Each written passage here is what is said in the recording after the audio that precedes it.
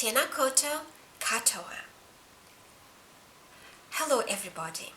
I will be reading Russian fairy tale about Father Frost. Morozko. Once there lived an old widower and his daughter. In due time, the man married to an older woman who had a daughter herself from a previous marriage.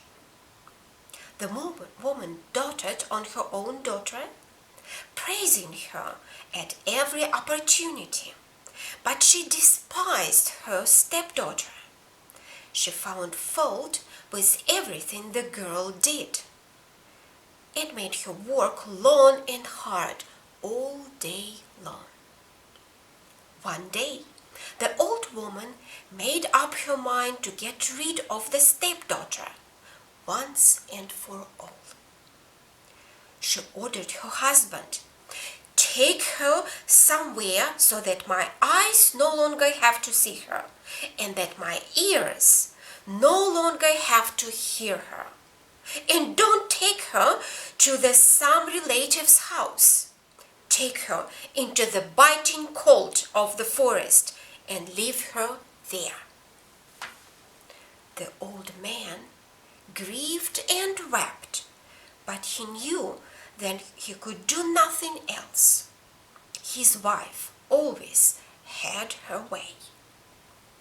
So he took the girl into the forest and left her there. He turned back quickly so that he wouldn't have to see his girl freeze. The poor thing was sitting there in the snow with her body shivering and her teeth clattering. When Morozko, the Father Frost, leaped from tree to tree, came upon her. "Are you warm, my lass?" he asked. "Welcome, my dear Morozko. Yes, I am quite warm," she said, even though she was cold through and through. At first, Morozko had wanted to freeze the life out of her with his icy grip. But he admired the young girl's stoicism and showed her mercy. He gave her a warm fur coat and downy quilts before he left. In a short while, Morozko returned to check on the girl. "Are you warm, my lass?" he asked. "Welcome again, my dear Morozko." "Yes, I'm very warm," she said. And indeed, she was warmer. So this time, Morozko brought a large box for her to sit on. A little later, Morozko returned once more to ask how she was doing. She was doing quite well now, and this time Morozko gave her silver and gold jewelry to wear, with enough extra jewels to fit the box on which she was sitting. Meanwhile, back at her father's hut, the old woman told her husband to go back into the forest to bring back the body of his girl. He did as he was ordered. He arrived at the spot where he had left her and was overjoyed when he saw his daughter alive, wrapped in a sable coat and adorned with silver and gold. When he arrived home with his daughter and the box of jewels, his wife looked on in amazement.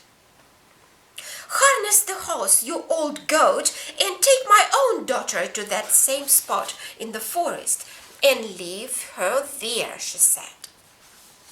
The old man did as he was told. Like the other girl, at first the old woman's daughter began to shake and shiver. In a short while, Morozko came by and asked her how she was doing. "Are you blind?" she replied. "Can you see that my hands and feet are quite numb? Curse you, you miserable old man." Dawn had hardly broken the next day when, back at the old man's hut, the old woman woke her husband and told him to bring back his daughter, adding, "Be careful with the box of jewels." The old man obeyed and went to fetch the girl. A short while later, the gate to the yard creaked. The old woman went outside and saw her husband standing next to the sleigh. She rushed forward and pulled aside the sleigh's cover. To her horror, she saw the body of her daughter, frozen by an angry Morozko. She began to scream and berate her husband, but it was all in vain.